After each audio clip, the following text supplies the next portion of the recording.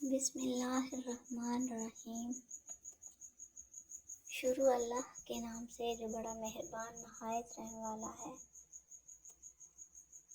السلام علیکم ورحمۃ اللہ وبرکاتہ۔ آج کی ویڈیو نماز کے بارے میں ہے کہ ہمیں نماز باجماعت ادا کرنی چاہیے۔ اس ویڈیو میں بے نمازی کی نحوست کے بارے میں بتایا گیا ہے۔ اس کا ایک واقعہ ہے۔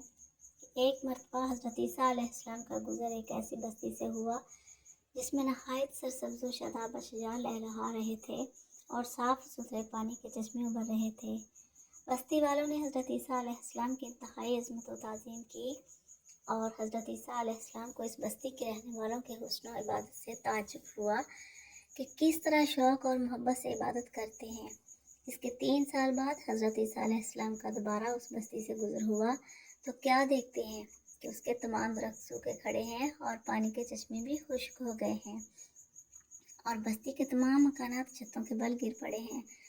اب اس بستی کا یہ حال دیکھ کر حضرت عیسیٰ علیہ السلام کو انتہائی حیرت ہوئی تو اللہ تعالیٰ نے وحی کے ذریعے ان کو مطلع کیا کہ اے عیسیٰ علیہ السلام، اس بستی کے اجڑنے کی وجہ یہ ہے کہ ایک مرتبہ یہاں سے کسی بے نمازی کا گزر ہوا جس نے بستی کے ایک چشمے سے منہ دھو لیا، جس کا نتیجہ یہ ہوا کہ بستی کے تمام چشمے خشک ہو گئے، درخت سوکھ گئے اور مکانات ویران و تباہ ہو گئے۔